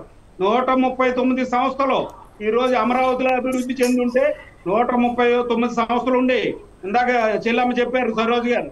ఈ రోజు మన యువత 5,000 ఉద్యోగానికి వాలంటీర్ ఉద్యోగాలు చేసుకోవాల్సి వస్తుంది. అదే ఆ సంస్థలు అమరావతిలో ఉండుంటే ఎంత ఆదాయం జనరేట్ అయ్యి ఉండేదండి? 2037 నాటికి ప్రపంచ అగ్రశ్రేణి నగరాల సరసన అమరావతి ఉండాలని ప్రణాళికాబద్ధంగా చేశారు. సంవత్సరానికి 14 లక్షల కోట్ల ఆదాయం వచ్చింది. ఆ ప్రణాళిక ప్రకారం అమరావతి నిర్మాణం ఇక్కడ జరిగుండుంటే. ఇందాకే చెప్పాడు ఆమె, ఇందాక అన్నది ఆమె సరోజ, ప్రజావేది కూల్చివేతతో మొదలు పెట్టి వీళ్ళు చేసిన విధ్వంసాల గురించి అమ్మాయి చక్కగా వివరించారు. నేను చెప్తున్నా, అమరావతిలో కొత్తగా వీళ్ళు చేసిన అభివృద్ధి లేదు సార్. చంద్రబాబు నాయుడు గారి హయాంలో 5 ఏళ్ళు అయితే రోడ్లు తప్పేశారండి. నిర్మాణ సంస్థలు వచ్చి ఇక్కడ నిర్మాణాలు చేస్తున్న సిమెంట్, ఐరన్ అన్ని లూటీ చేశారు. దొంగల ప్రభుత్వం, బందిపోటు ప్రభుత్వం ఈ రోజు రాష్ట్రంలో ఉన్నది. నేను చెప్తున్నా, రాష్ట్రంలో నిర్మాణాలు ఎన్ని జరిగినాయండి? అమరావతి కళ్ళుని చూడలేని మాట్లాడినారు ఆ పెద్ద మనిషి. ఆయన కళ్ళు ఉంటే రమ్మనండి, అమరావతిలో చూపిస్తా. చంద్రబాబు నాయుడు గారు 5 ఏళ్లలో చేసిన అభివృద్ధి అంటే మేము చూపిస్తాం. హైకోర్టు భవనం ఉంది, ఈవేళ సచివాలయం ఉంది, అసెంబ్లీ ఉంది, ఎమ్మెల్యే క్వార్టర్స్ నిర్మించారు, ఎన్ని రోడ్లు వేశారు, ఎంత హైవే లింకింగ్ వచ్చింది. ఈ 5 ఏళ్లలో వీళ్ళు ఏం చేశారు ఒక్కడు చూపించమనండి. చంద్రబాబు నాయుడు గారు చేసిన భవనాలు, నిర్మాణాలు తప్ప వీళ్ళు చూపించింది ఏముంది? వీళ్ళు చేసింది ఏముంది? రమ్మనండి, బహిరంగంగా వెళ్దాం. స్వతంత్ర టీవీ తీసుకుని రమ్మనండి. వీళ్ళందరినీ తీసుకెళ్లి ఆ గత 5 ఏళ్లలో చంద్రబాబు నాయుడు గారి హయాంలో ఏం జరిగింది, ఈ 4.5 ఏళ్లలో వీళ్ళు చేసిన విధ్వంసం ఏంటో చూపించడానికి మేము సిద్ధంగా ఉన్నాం. ఆంధ్రప్రదేశ్ ప్రజలందరూ ముక్తకంఠంతో చెప్తున్నారు, అమరావతి ఆంధ్రుల రాజధాని అనేది అమరావతి నుంచి కదిలేదు లేదు. వీళ్ళు ఎన్ని తిప్పలు పడ్డా, ఎన్ని తల్లకిందులు వేసాలిచ్చినా, ప్రజలను ఎంత మోసం చేద్దామని చూసినా వైసీపీ టైం అయిపోయింది. ఇంకా 4 రోజులు కూడా లేదు వాళ్ళకి. అయిపోయింది. ఎన్నికల్లో ప్రజలు తీర్పిస్తారు. ఖచ్చితంగా వీళ్ళకి గుణపాఠం చెప్తారు. నేను ఇవాళ చెప్తున్నా, అమరావతి రాజధాని, ఇది మా తెలుగుదేశం పార్టీ స్టాండ్. మనతో పాటు బీజేపీ రాష్ట్ర నాయకులు వెంకటేశ్వర రెడ్డి గారు ఉన్నారు. వెంకటేశ్వర రెడ్డి గారు, అంటే గత 10 సంవత్సరాలుగా అడపాదడపా ఈ విభజన హామీల విషయంలో కానీ, లేకపోతే ఈ హైదరాబాద్లో ఉన్న ఉమ్మడి ఆస్తుల పంపకానికి సంబంధించి కేంద్రాన్ని అడుగుతూనే ఉన్నారు. కానీ తాజాగా ఇప్పుడు కొత్త ప్రతిపాదన ఏంటంటే, కేంద్రమే ఈ ఆస్తుల పంపకాలను, లేకపోతే తెలంగాణ నుంచి ఆంధ్రాకు రావాల్సిన నిధుల వాటాను ఇప్పించి ఉన్నట్లయితే, హైదరాబాద్లో ఆంధ్రుల భద్రతకు హామీ ఇచ్చినట్లయితే ఈ ప్రతిపాదన రాదు అన్నట్లుగా వైసీపీ నేతలు మాట్లాడుతూ ఉన్నారు. ఏం చెప్తారు? ఇది పూర్తిగా సత్యదూరం. భారతీయ జనతా పార్టీ కానీ, కేంద్ర ప్రభుత్వం కానీ, ఆంధ్రప్రదేశ్ ప్రభుత్వం కానీ, తెలంగాణ కానీ రాజ్యాంగ పరిధిలోనే చేయాలి. ఎందుకంటే వీటిని అవుట్ ఆఫ్ ద బాక్స్ చేయడానికి కూడా వీలేదు. అయితే మిత్రులు వైఎస్ఆర్సీపీ నేత మాట్లాడుతూ, రాయలసీమలో హైకోర్టు ఏర్పాటు చేయడానికి భారతీయ జనతా పార్టీ సంసిద్ధమన్నారు. భారతీయ జనతా పార్టీ మా మేనిఫెస్టోలో పెట్టింది నిజం, ఇప్పటికీ సిద్ధంగా ఉంది నిజం. ఇందులో ఇంకొకరికి ఎవరికి సందేహం ఉండాల్సిన అవసరం లేదు. అయితే హైకోర్టు రాయలసీమలో, కర్నూలులో ఏర్పాటు చేయడంలో వైఎస్ఆర్ కాంగ్రెస్ పార్టీ పూర్తిగా విఫలమైంది. మిత్రులు ఒక విషయం చెప్పారు, సుప్రీంకోర్టులో కేంద్ర న్యాయశాఖ ఇచ్చినటువంటి అఫిడవిట్ గురించి వారు మాట్లాడారు. అయితే ఇందులో వారు తెలుసుకోవాల్సిన విషయం ఏంటంటే, రాష్ట్ర ప్రభుత్వం కూడా ఎక్కడైతే హైకోర్టు తెలంగాణ నుంచి విభజన చేసి మనకు అమరావతికి రావడానికి నోటిఫికేషన్ జారీ చేశారో అక్కడ ఫిక్స్ అయింది. ఇప్పుడు హైకోర్టును కూడా ఈ రాష్ట్ర ప్రభుత్వం ఒప్పించాలి. ఎవరైతే మీరు న్యాయ రాజధాని అని చెప్తున్నారో హైకోర్టును సంప్రదించి మీరు చెప్పారా? కేంద్ర ప్రభుత్వాన్ని సంప్రదించి మేము 3 రాజధానులు పెడుతున్నామని చెప్పారా? లేదు కదా. కాబట్టి ఇది వైఎస్ఆర్ కాంగ్రెస్ పార్టీ యొక్క ద్వంద్వ ప్రమాణం. అదేవిధంగా అసెంబ్లీ నిర్మాణం గురించి మాట్లాడు, గత ప్రభుత్వం సరిగా చేయలేదనే కదా మీకు అధికారం ఇచ్చింది, ఓటేసింది. 5 సంవత్సరాల తర్వాత ఇంకొక 10 రోజులు ఎలా పోలింగ్ ఉందనగా ఈ రోజు మాట్లాడితే ప్రయోజనం లేదు. కాబట్టి మీరు కూడా దానికి మాట్లాడడానికి కూడా అర్హత లేదనేది కూడా భావించారు. ఇంకొక విషయం కూడా మాట్లాడరు వారు, ఎవరి పక్క రాష్ట్రంలో శాంతి భద్రత. మిత్రులు ఒక్క విషయం తెలుసుకోవాలి, దీన్ని భారతీయ జనతా పార్టీ తీవ్రంగా అభ్యంతరం తెలియజేస్తారు. ఎందుకంటే మీరు ఇప్పుడు కర్ణాటకలో తెలుగు మాట్లాడేవారు. ఇప్పుడు మనకు రాష్ట్ర విభజన అయిన తర్వాత భాషా ప్రాతిపదికనే మనం మాట్లాడుకోవాలి. ఈ రోజు భాషా ప్రదంగా మనం మాట్లాడుకున్నట్లయితే తెలంగాణలో కర్ణాటకలో తెలుగు మాట్లాడేవారు 70 లక్షల ఓటర్లు ఉన్నారు. ఈ విషయాన్ని వైఎస్ఆర్ కాంగ్రెస్ పార్టీ గుర్తు తెచ్చుకోవాలా.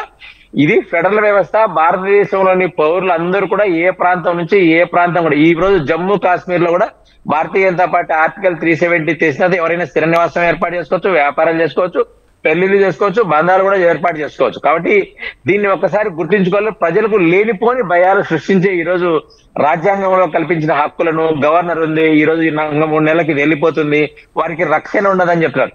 ఇదే వైఎస్ఆర్ కాంగ్రెస్ పార్టీ బీఆర్ఎస్ గెలిచాలని రాష్ట్ర విభజన కోరుకున్న పార్టీ, అధికారంలో ఉన్న పార్టీ మళ్ళా అధికారంలో ఉండాలని చేసిన ప్రయత్నం మీకు గుర్తు రాలేదా? ఆ రోజు ఇప్పుడు మీరు ఏ పార్టీ ఆ స్థానిక ప్రజల మీద దాడులు చేస్తుందో ఈరోజు చెప్పాలి. కాబట్టి ఇది ఒక కుట్రకోణం 120B కాన్స్పిరసీ మాత్రమే, ఇంకొకటి కాదు. ప్రజలను తప్పుదో పట్టించే విధంగా లేని గొడవలు జరుగుతాయని ఈ రోజు పడడంలో భారతీయ జనతా పార్టీ తీవ్రంగా అభ్యంతరం తెలియజేస్తారు. అదే విధంగా మీకు హైదరాబాద్ లోని ఆస్తుల గురించి అంటున్నారు. ఆస్తులు మీకు రావాల్సి ఉంటే కాంగ్రెస్ పార్టీ విభజనలో చేసిన తప్పిదాల వల్ల ఈ రోజు ఉన్నాయి, లేదని మనం చెప్పడానికి లేదు. అయితే మీరు కూడా ఏదైతే ఇంతకు ముందు బిఎస్ఆర్, ఇప్పుడు టిఆర్ఎస్, అప్పుడు టిఆర్ఎస్, ఇప్పుడు బిఆర్ఎస్, వారితో మీరు ఎంత సఖ్యతగా ఉన్నారో మీరు కూర్చొని మాట్లాడుకోవచ్చు కదా. ఏదైనా చర్చల ద్వారానే పరిష్కారం. మీరు అన్నింటికి కూడా మీకు 6,500 కోట్ల రూపాయలు 2014 నుంచి 17 వరకు వాడిన విద్యుత్ బకాయిలు చెల్లించాలని ఈ రోజు అడుగుతున్నారు. మీరు ఈ ఒక్క వారిని మీరు ఒకటే చెప్పడం లేదు. వారు కూడా ఏం చెప్తున్నారంటే, మీకు ఆంధ్రప్రదేశ్ లో నిర్మించిన విద్యుత్ ప్రాజెక్టులో ఉమ్మడి రాష్ట్రంలో తీసుకొచ్చిన అప్పులైతేనేమి, పెట్టుబడులు అయితేనేమి మాకు భాగస్వామ్యం ఉందంటున్నారు. ఆ విషయాన్ని ఈరోజు వైఎస్ఆర్ కాంగ్రెస్ పార్టీ చెప్పడం లేదు. అంటే ఈ విషయాలన్నీ కూడా ద్వంద్వ వైఖరితో వైఎస్ఆర్ కాంగ్రెస్ మాట్లాడుతుంది తప్ప ఇంకోటి కాదు. వారు ఇంకొక విషయం కూడా మాట్లాడారు, జనాభా ప్రాతిపదికన కేంద్రం నిధులు కేటాయిస్తుంది అంటున్నారు. ఇది పచ్చి అబద్ధము. వైఎస్ఆర్ కాంగ్రెస్ పార్టీ చర్చకి ఏ రోజు వచ్చినదంటే మీరు ఒకసారి సపరేట్ గా డిబేట్ పెట్టినా కూడా భారతీయ జనతా పార్టీ ఏ కార్యకర్తలైనా పంపిస్తుంది. మీకు 25 కోట్లు దగ్గరగా జనాభా కలిగిన ఉత్తరప్రదేశ్ రాష్ట్రానికి గ్రామీణ ఏదైతే ఎన్ఆర్జీ స్కీమ్స్ ఉన్నాయో, Mahatma Gandhi rural employment generation scheme ఏదైతే ఉన్నాయో, దానికి వస్తున్న నిధులకు అధికంగా ఆంధ్రప్రదేశ్ లో 5 కోట్ల పాపులేషన్ ఉన్న రాష్ట్రానికి వస్తున్నాయి. దీన్ని ఒక్కసారి గుర్తు చేసుకోవాలి. ఇదే కాదు, ఈ ప్రభుత్వం కేంద్ర జల్ జీవన్ మిషన్ కింద వస్తున్నటువంటి నిధులను కొలాయిలు ఇంటింటికి ఇచ్చి పేదలకు నీళ్లు అందించే విషయంలో ఈ రాష్ట్రం వెనుకబడి ఉంది. 2009లో ఏ ప్రభుత్వం చేసిందో వాటికి కూడా ఈ రోజు బిల్లులు ఇవ్వని కేంద్ర ప్రభుత్వాన్ని అడుగుతా ఉంది. గ్రామీణ ప్రాంతాల్లో ఈ రోజు ప్రధానమంత్రి గ్రామ సడక్ యోజన కింద చేసిన రోడ్లు మేము తప్ప ఇంకొకటి ఎవరు వేయడం లేదు. కాబట్టి ఈ రాష్ట్రంలో ఇల్లు ఇచ్చాం. మీరు ఇంకొక విషయం కూడా గుర్తుంచుకోవాలా, వీరు చాలా గ్రామాల్లో మేము అభివృద్ధి చెందుతాం, గ్రామ సెక్రటేరియట్ కట్టాం, రైతు భరోసా కేంద్రాలు కట్టారు. రైతు భరోసా కేంద్రాలు ఏవైతే కట్టాడో వాడు గ్రామీణ ఉపాధి హామీ కథ కింద ఏదైతే ఉందో వాటి ద్వారా 100 రూపాయలు ఉపాధి కూలీ ఉంటే అందులో 40 రూపాయలు మీకు ఈ రోజు డబ్బులు ఇచ్చి వాటిని నిర్మాణం చేస్తున్నారు. అవి తమ ఖాతాలో చేసుకుంటున్నారు. మేము భారతీయ జనతా పార్టీ దీన్ని చక్కగా వివరించింది కూడా. ఏదైతే గ్రామంలో శిలాపలకం కింద ఏదో ఎన్ఆర్జీ స్కీమ్స్ అని ఈ రోజు ఏర్పాటు చేశారు. కాబట్టి వైఎస్ఆర్ కాంగ్రెస్ పార్టీ ఇవన్నీ సత్యదూరమైన మాటలు మాట్లాడుతా ఉంది. వీళ్ళకు రెవెన్యూ లోటు ఇచ్చాం, అది గుర్తుకు లేదా, అది చెప్పరు. కేంద్ర ప్రభుత్వం చేసిన విషయాలు చెప్పదు. తర్వాత పెద్దన్న పాత్ర వహించాలంటారు. పెద్దన్న పాత్ర వహించాల్సిన విషయాలు భారతీయ జనతా పార్టీకి తెలుసు. ఆ విషయాలు జగన్మోహన్ రెడ్డి గారు కానీ మీరు కానీ పాటించింది ఏమీ లేదు.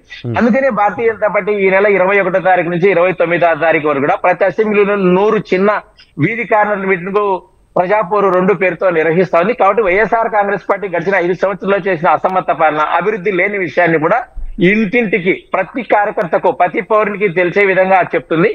చెప్పడానికి మాత్రమే ప్రజాపోరు యాత్ర చేపడతారు. ఇది కాకోకుండా మిత్రులందరూ కూడా ఒక గమనించాలి.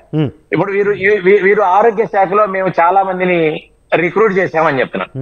National health machine, national rural health machine, national urban health machine. ఈ రోజు పట్టణాలలో మీకు ఏదైతే మీకు ఢిల్లీలో ఏదైతే రూరల్ గా ఒక మోడల్ గా ఉందో అటువంటి దాన్ని ఇప్పుడు మీరు దేశవ్యాప్తంగా కూడా మీకు అమలు చేయడం జరుగుతుంది. గుజరాత్ లాంటి రాష్ట్రాల్లో కూడా తీసుకొచ్చి ఈరోజు చేస్తారు. కాబట్టి కేంద్ర ప్రభుత్వ ప్రాయోజిత కార్యక్రమాలు తప్ప వీరు కొత్తగా ఏదన్నా ఒక కార్యక్రమం తీసుకొచ్చి దానికి మేము డబ్బులు ఇచ్చామని చెప్పండి. ఆరోగ్యశ్రీ ఉంది. ఆరోగ్యశ్రీ మీద ప్రధానమంత్రి జన ఆరోగ్య కార్డు కింద మీరు YS Rajasekhara Reddy photo, Jaganmohan Reddy photo ఉంది, ప్రధానమంత్రి గారి ఫోటో లేదు. తర్వాత కేంద్రం ఇక్కడ నుంచి ట్యాక్సులు కట్టిన విషయం మాట్లాడిన మిత్రుడు ఒక్కసారి చర్చకు అకౌంట్ చేస్తుంటే ఏదైతే ఈ ప్రాంతంలో ఇన్కమ్ ట్యాక్స్, సేల్ ట్యాక్స్ కేంద్ర ప్రభుత్వానికి వెళ్తున్నాయో వాటిని అన్ని రాష్ట్రాలకి ఇచ్చినట్టు 42% తో పాటు అదనంగా కూడా వీళ్ళకి ఇస్తున్నాం. అది కాక వీరు ఎవరైతే అధికారంలోకి రావాలని తప్పుడు హామీలు ఇచ్చి ఈ రోజు అధికారం చేపట్టిన తర్వాత ఇవ్వని స్కీములకు కూడా వీరు డబ్బులు అడుగుతున్నారు. అది కరెక్ట్ అయింది కాదు. అది కాకోకుండా వీరు FMDR పరిధిని దాటి ఈ రోజు అప్పులు చేస్తున్నారు. వాటికి సమాధానం చెప్పలేని పార్టీ వైఎస్ఆర్ కాంగ్రెస్ పార్టీ ఈ రోజు ఉంది. కాబట్టి ఈ ప్రభుత్వం చెప్పే విషయాలు అన్నింటి కూడా కరెక్ట్ కాదు. వారికి తోచిన విషయాలు, వారికి లెక్కలు వచ్చిన విషయాలు అన్నిటికీ చెప్తున్నారు. పేదరిక నిర్మూలన గురించి మాట్లాడుతున్నారు. పేదరిక నిర్మూలనకు మీరు ఏం చేశారో చెప్పాలి. ఉపాధి కల్పనలో ఎక్కడన్నా ఫ్యాక్టరీలు పెట్టారా, చిన్న పరిశ్రమలు పెట్టారా, సూక్ష్మ పరిశ్రమలు ఏమన్నా ఆదుకున్నారా? మీరు ఇక్కడ చూడండి, వలసలు వెళ్తున్నారు. మీరు రాయలసీమ జిల్లాల్లో మీరు రైళ్లు, బస్సులు చూస్తే ఉపాధి కోసం వెళ్తా ఉన్నారు. కాబట్టి వీళ్ళు చెప్పే విషయాలన్నిటి కూడా రాజధాని విషయంలో కానీ ఏ విషయంలో కూడా పూర్తి సత్యదూరమైంది. కాబట్టి ఈ ఎన్నికల్లో అన్ని విషయాలు కూడా చర్చకు వస్తాయి. వైఎస్ఆర్ కాంగ్రెస్ పార్టీ దీనికి సిద్ధంగా ఉండాలి. రైట్. ఓకే, మనతో పాటు జనసేన రాష్ట్ర కార్యదర్శి సరోజ గారు ఉన్నారు. సరోజ గారు, అంటే ఇప్పుడు గతంతో పోలిస్తే ప్రజలకు నగదు బదిలీ జరిగింది, సంక్షేమం విషయంలో అయితే పెద్దగా డోకా లేదు అన్న ఒక అభిప్రాయం ఏదో వ్యక్తమవుతా ఉంది. ఏంది కాదంటారా మేడం? సరోజ గారు మ్యూట్లో ఉన్నారండి, అన్మ్యూట్ చేయరా? జనం మధ్యకు వచ్చి వాళ్ళకి సంక్షేమ పథకాలు ఏ రకంగా అందుతున్నాయో చూడాలి, కానీ బిల్డింగ్ లోపల కూర్చొని మీటింగ్ హాల్ నుంచి మానిటర్ చేయడం కాదండి. క్లియర్ గా ఇక్కడ కనిపిస్తుంది. మనకి 10 రూపాయలు ఇస్తే 12 రూపాయలు, 15 రూపాయలు ఎలా తీసుకుంటున్నారో, ఒక సైకిల్ ఎలా జరుగుతుందో క్లియర్ గా సామాన్య ప్రజలను అడిగినా కూడా చెప్తున్నారు. బయటికి వెళ్ళి ఒక్కసారి క్వశ్చన్ చేసుకోవాలి. మరి ఇందాక శ్రీధర్ రెడ్డి గారు చెప్పినట్టుగా మరి నిజంగా మమ్మల్ని మాకు నోరుంది కదా అని మాట్లాడినారంటే మమ్మల్ని మాట్లాడనీయకుండా చెయ్యాలనే వైసీపీ యొక్క ప్రధాన ఉద్దేశం.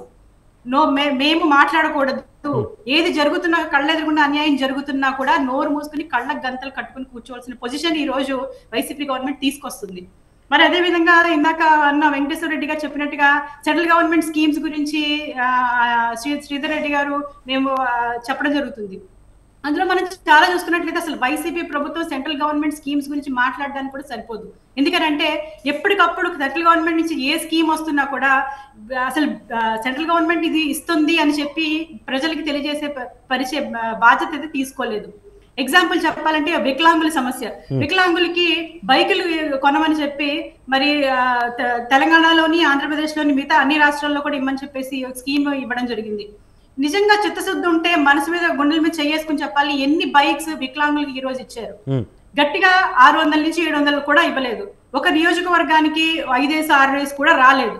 అది కూడా హోండా యాక్టివా ఇమ్మని చెప్తే స్కూటీ పెప్పులకి ప్రపోజ్ చేశారు. హోండా యాక్టివా 1,20,000 రూపాయల బండి ఇమ్మని చెప్తే స్కూటీ పెప్పులు 60,000 రూపాయల స్కూటీ పెప్పులు ఇచ్చారు.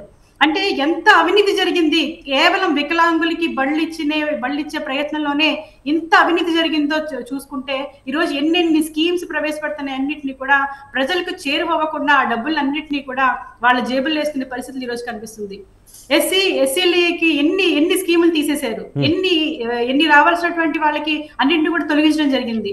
ఇవన్నింటినీ కూడా వాళ్ళు క్వశ్చన్ చేసుకున్న అభివృద్ధి ఇది అని ఎలా చెప్పగలుగుతున్నారు? అంత నిర్దాక్షిణ్యంగా ఎలా మాట్లాడగలుగుతున్నారు ఈ రోజు నాకు అర్థం కావట్లేదు. ఈ రోజు హౌసింగ్ స్కీమ్ ఉంది. హౌసింగ్ స్కీమ్ లోని వాళ్ళు కొత్తగా ఇప్పుడు ఎవరైతే లబ్ధిదారులు ఉన్నారో వాళ్ళకి ఒక లోన్ ఒకటి ఓపెన్ చేయడం జరుగుతుంది. ఆ లోన్ ఆ లబ్ధిదారుడు ఆపరేట్ చేసుకునే పరిస్థితి లేదు.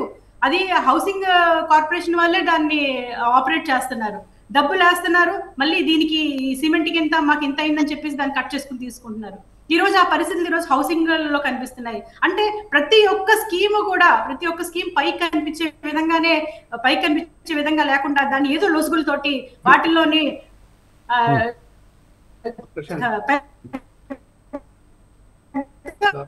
పెద్ద హస్తంగా ఈ ఫండ్స్ ని అన్నింటినీ కూడా ఈ రోజు మిస్యూటిలైజ్ చేస్తున్నారు.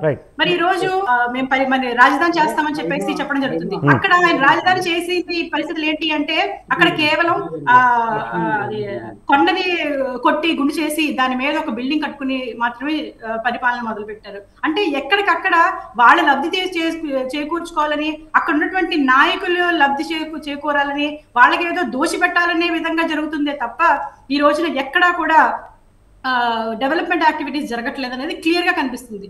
ప్రజల్లోకి వచ్చి ఒకసారి చూసుకున్నట్టయితే ప్రజలందరూ కూడా దీని గురించి చెప్తారు. ఒక పోలవరం ఇరిగేషన్ ప్రాజెక్ట్ చూసుకోండి, దాని గురించి మాట్లాడండి. ఎంతసేపు ఏదో జరిగింది, పెట్టుబడులు పెట్టలేదు, పెట్టుబడులు రాష్ట్రానికి రావట్లేదు. జగన్మోహన్ రెడ్డి గారు ఒక కార్యక్రమంలోకి వెళ్ళి విశాఖపట్నాన్ని రాజధానిగా చేస్తున్నారని అనౌన్స్ చేస్తారు. వాళ్ళకి ఒక క్లారిటీ లేదు. ఒక క్లారిటీ లేకుండా ముందుకు తీసుకెళ్తూ ఈ రోజు రాష్ట్రాన్ని అతలాకుతలం చేస్తున్నారు. మరి ఖచ్చితంగా దీన్ని సరైన దారిలో పెట్టి ప్రజలందరికీ కూడా ఒక సపోర్ట్ ఇచ్చేటువంటి మా గవర్నమెంట్ రాబోతుంది. మరి జనసేన టీడీపీ ప్రభుత్వంలోని ఉమ్మడి ప్రభుత్వంలోని ప్రజలందరికీ న్యాయం జరుగుతుంది. ప్రతి వర్గానికి కూడా న్యాయం జరిగే విధంగా ముందుకు తీసుకెళ్తామని ఈ సందర్భంగా తెలియజేసుకుంటున్నాం.